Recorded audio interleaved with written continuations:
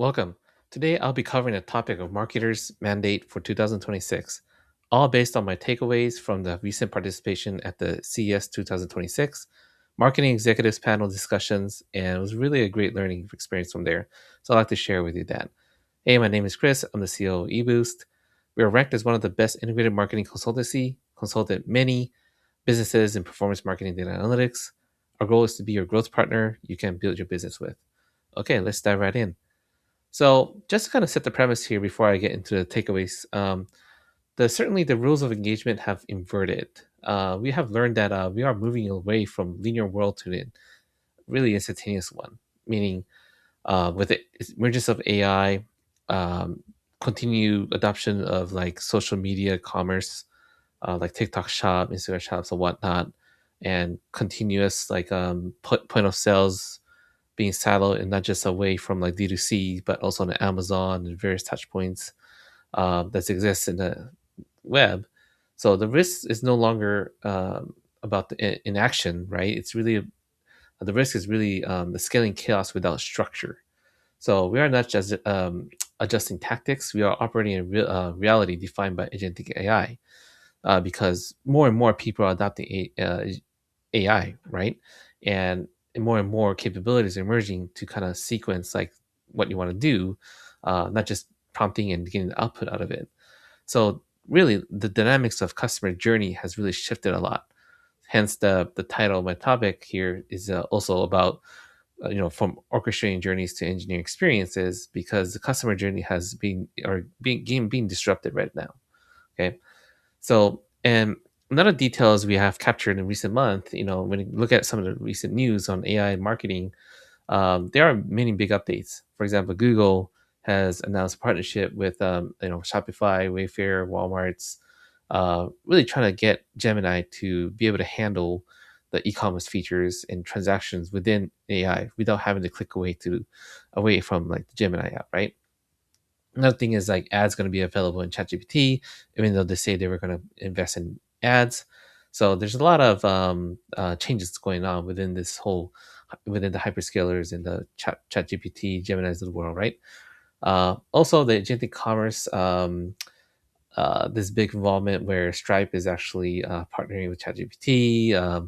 I believe there's a protocol that's enabled these AIs to transact with the merchants and stuff like that, right?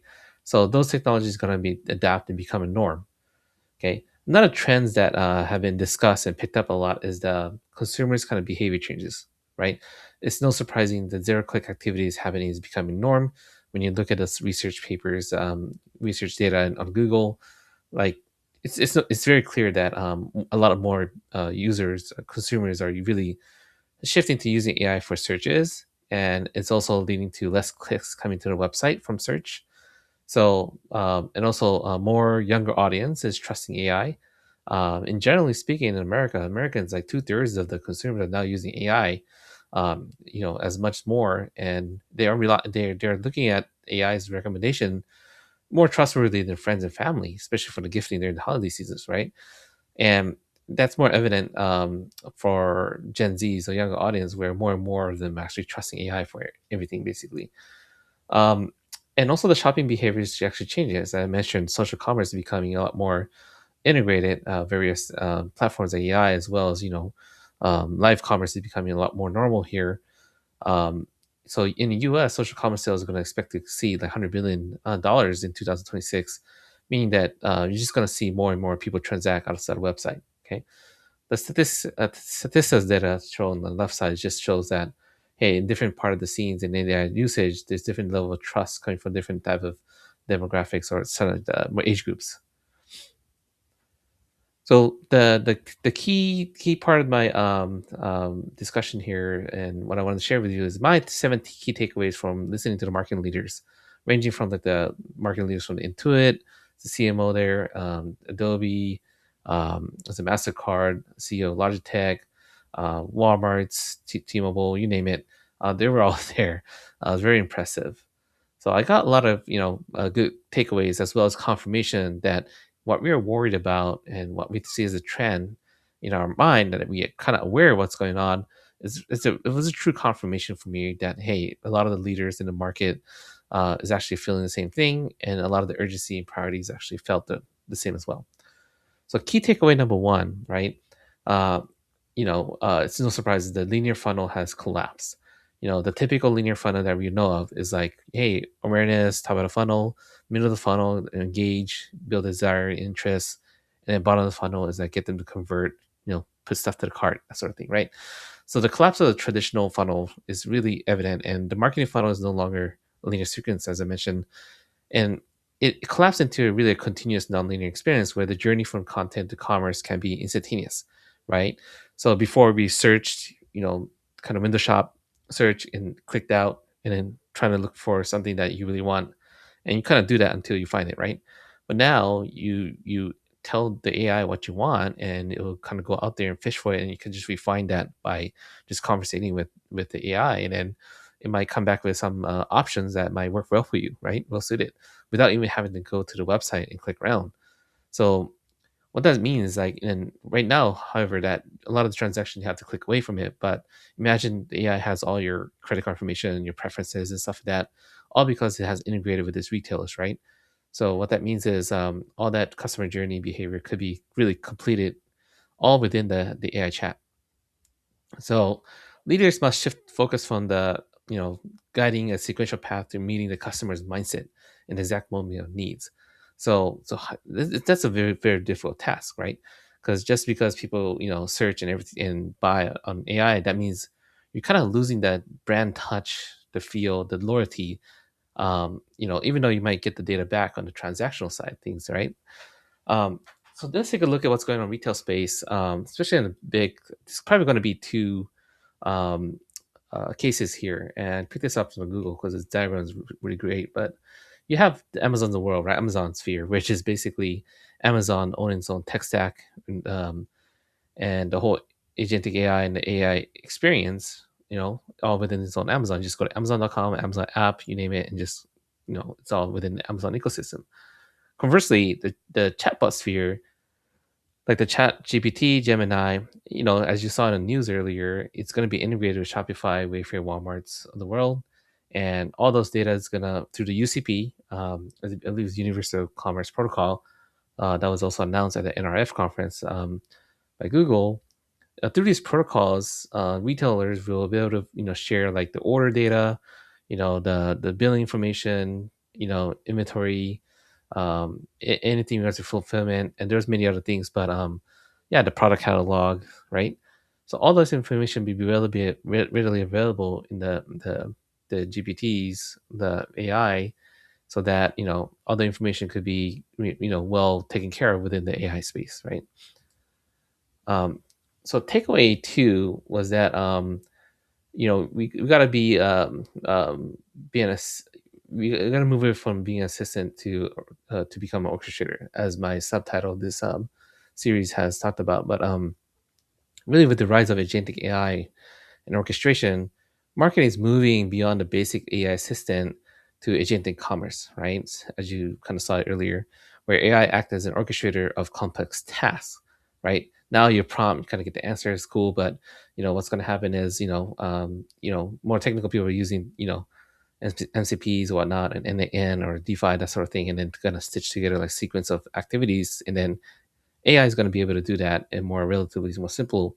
So if not managed with clear processes and data integrity, scaling these agents risks, scaling chaos within the organization.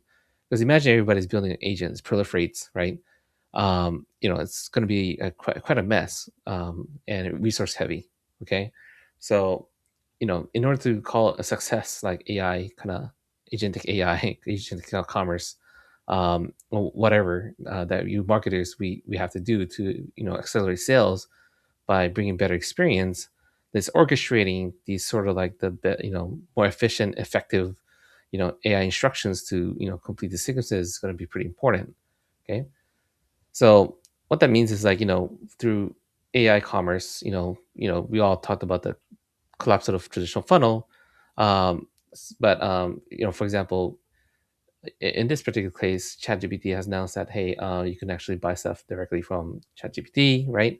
As you can see, Etsy stuff is showing up here, and you can say, hey, I'm looking for some plates or something, right? Tupperware or whatever that is, and then it'll show you the price and some of the selections that they have, or it might be even comparing with other brands and other retailers product, right? And then you go in there and say, okay, I like this, and then it'll actually put, it already recognizes your credit card information and stuff, and all you have to do is purchase and buy. So, like I said earlier, even the analysts of Forrester is saying that, hey, this is great for merchants because you're going to get the information. However, there's a risk of losing like customer loyalty, right? Because you kind of like not engaging with your own content or design or brand theme and whatnot. So a lot of brands, a lot of marketing leaders are really kind of nervous about this because our our job is to really engage, get that attention, engage them in a way they become loyal. So once you capture information, it's not just a transactional thing that you look at, but it's also the behavior. Are they coming at? Why are they buying? Where they come from? So a lot of the info, we're not sure if it's going to be all available from the um, AI chat, but well, let's see how that's going to happen, right? So takeaway three, another one that was heavily discussed was content is a new targeting. So manual audience segmentation is becoming obsolete. So if you're going to the ad platform and saying, okay, hey, I want to target like male, female, a certain age group, this is what the interests are, what it used to be prospecting campaigns and stuff like that, right? So those are kind of like becoming more obsolete. It's like outdated. What does that mean is that in the 2026 mandate, what we were required to do as an advertiser is that we need to be using like high velocity content and variety of creatives to fuel the platform algorithm, right? Letting the machine determine the best audience rather than relying on manual demographic targeting. And what's going on is these algorithms or the AIs of Meta, for example, even TikTok is actually so smart that you can actually decipher the creative you're actually using for the ad and say, hey, this ad is more likely going to be suited for this type of audience because it's using this headline, the messaging, the product within it, and it's engaging in a certain way. The hook, the messaging, whatever the information they're actually getting, they're able to massage it and understand. Hey, if people have seen this type of ad and have clicked it, maybe it's worth also placing this ad in that type of audience, and kind of go from there. So the good example is like the Meta's Andromeda updates. I believe it was like a year ago or something, maybe a little more than that. So obviously Meta is investing a lot in data centers. As you can imagine, they're investing heavily on like they're making their models a lot more sophisticated.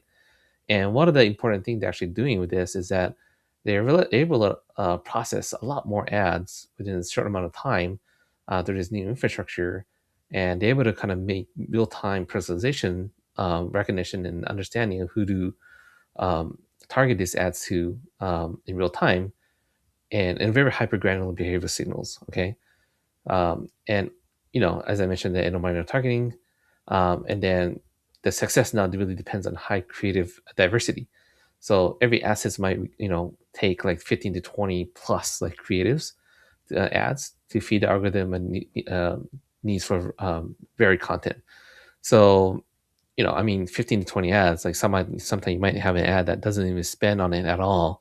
So you're not sure if that's something that you want to kind of like take out and replace it with. But yes, you're going to need to be constantly monitoring these kind of spend and allocation within it, because algorithm might favor one or the other, and you don't even know why. But either way, you need to kind of build a hypothesis around it, right?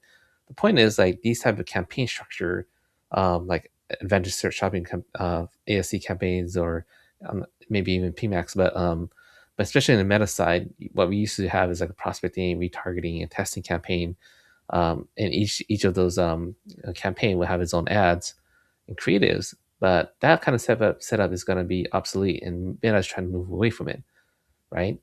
So so these consolidated campaign structure that I'm talking about is moving toward more of it's a very simplified setup, single objective and campaign budget. So this one particular campaign might optimize time of purchase, and then you're going to be hyper focused on creating creative diversity. So that means you need to be creating a lot of creative, and as you scale, spend more, and it's going to be hungry for a new type of creative, right? So that's going to be an interesting world. And My takeaway number 4 out of 7 here is that LLMs, the large language models, are the new front door.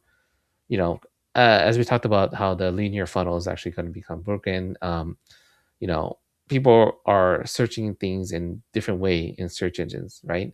They kind of go into the AI directly and trying to get the answer or find things, and then the zero click activity is really happening because you could get the information without having to click away, right? Um, yeah, so that's kind of like the replacing elements of replacing traditional search, as I mentioned. The primary entry point for the brands, by the consumers are really going to be these LLMs, ChatGPTs and Gemini, right? Even in Google, you might go to Google search, but nowadays people are more clicking towards the AI overview, the AI modes, right? So that's going to be interesting. Even the browser within Google has a button top right that says Gemini, and then if you have any questions around it, it actually recognizes a lot of things within, not just beyond text, but also images and the content within it. It's pretty interesting. Um, so the marketing strategies must pivot towards like LLM optimization to ensure your brand visibility within AI generated summaries and citations, or how you're actually doing well to even kind of place yourself and get more visible within the LLM. Okay. And takeaway number 5, the CMO is a technologist. Okay. Um, so this was very important. I believe it was a CMO from Intuit was mentioning this, but the boundaries between product and marketing are eroding. Meaning, like the product experience is now the primary marketing vehicle. As you can imagine, like how people experience and understand the brand, it's no longer linear. It's coming from a different way, and who knows what, right? So CMOs must evolve into a general manager of experience who are very well versed in branding and storytelling, that sort of thing, and understand customer psychology and stuff like that. But also beyond going beyond their comfortable, they got to become more comfortable with software and data engineering side of things as well, because it's no longer just about brand storytelling. Like, in the whole AI world, it's really about garbage in, garbage out. Because if you're feeding bad data into AI algorithm, things could go south pretty fast. Okay, so how you're collecting your data, how you're storing it, how you're using it for marketing, all that stuff is going to be really important. Okay.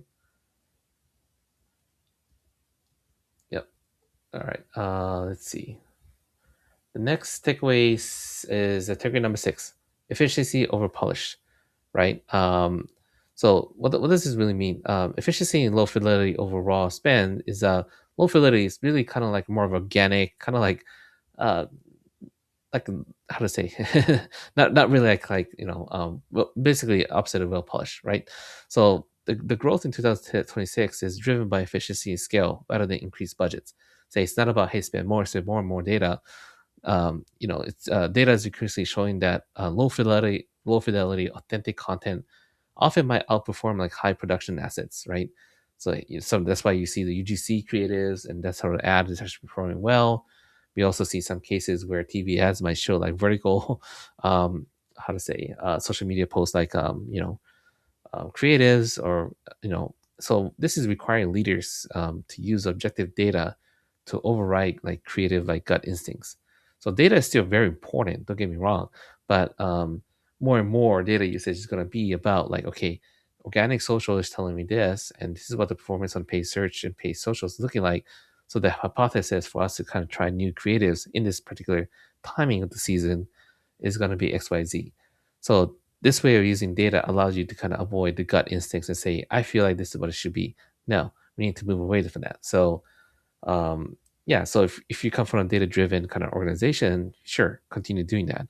But keep in mind that if you're obsessed about being perfectionist about certain data production, creative production, think twice. Okay, so as I mentioned about UGC, two example here that I really liked, very similar use case maybe, but one is Louboutin, which is famous for the high heels and red soles. Okay, so on the right side is outdoor voices, I believe, and then both of them are doing some campaigns with promotions, asking for the users to post their favorite kind of product or shots using the actual product, and then when they post it with a certain hashtag, the brand's able to kind of curate the ones that kind of matches their desired needs, that or the what they want to kind of achieve by using that creative or reposting it, and not just relying on the high production coming from a creative agency and say, hey, use this.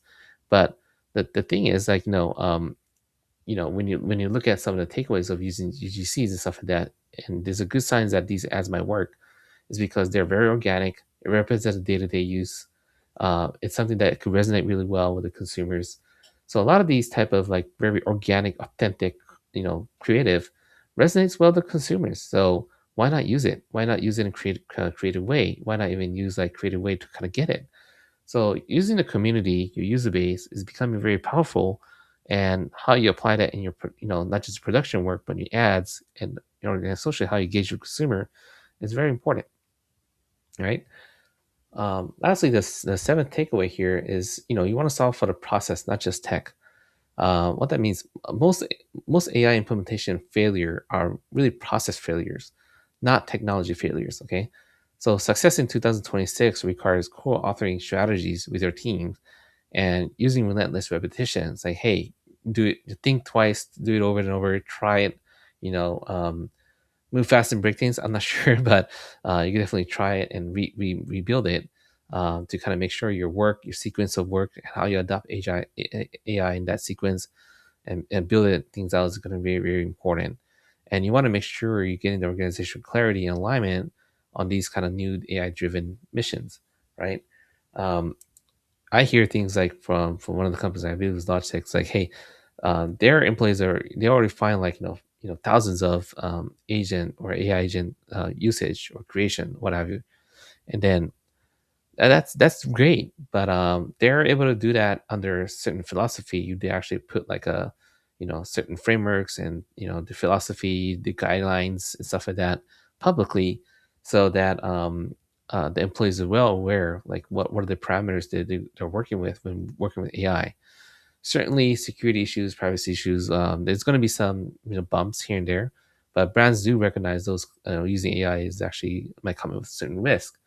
But I think the team needs to be able to kind of work together and say, hey, this is a very interesting use case of AI, and let's just kind of bubble it up to make sure this is more of a formal approach that the team organization could use. I'm not saying it's bad that every individual is doing the thing in silos, but every learning you get from that the other organization or even team member can actually benefit from, share it, and then make sure that uh, the business can actually take what I say make good use out of it. So just to wrap things up here. Okay, for your if you're a marketer, your mandate for 2026, I think there's really three things here. Number one, orchestrate the agent, right? What that means is like, hey, make sure your data is really structured well, because otherwise, things would proliferate, scale is in a chaotic fashion. So step back and think about, what does your process look like? How do you want to orchestrate that to make things more effective? And you definitely want to reassess your existing process, not just about pre AI process, but even within your current AI agentic process. Like, let's just know that moving away from polished like creatives is actually not a bad thing, but um, low fidelity kind of high velocity authenticity output is actually very it might work too, especially in this age of advertising where the algorithm is actually favoring or even actually using creative ads is that as a gasoline to fill up the engine, right? Lastly, I hear this from the head, like some management in Meta. He was saying that, hey, trust the algorithm, trust the machine. Okay, um, it was maybe a few years ago that AI was sloppy. It still hallucinates, right? But at least to get into a point where like advertising algorithms targeting very, very good, and you see a lot of performance continue to perform really well coming out of this ad platformers, right? So let the algorithm target and data override the instinct. So, we're at a point where data is one of the fuel for this engine, but also creatives is actually not surprisingly going to be the next gasoline as well. So trust it, and make sure you assess your process. Just think about it, right? If everybody has the same tools, but if one person is able to produce like 10, like 100, while the other is actually producing 10, what is that difference? It's not really the capability because everybody has the same access to the capability. It's really how you know it's really your process and how you operate and how you orchestrate things, right? How you do that clever, how you have internal processes that allow you to kind of move fast and churn out things in volume. Those are really going to be important thing in 2026. Even more so when agentic AI and AI commerce is going to be a lot more common and normal, and disrupting the existing kind of marketing funnel that your customer is actually taking. All right. So that's pretty much it. Let's discuss your unique challenges as the next step and opportunities. Feel free to reach out here at eboostconsulting.com. Well, thank you so much for your time and see you again. Bye bye.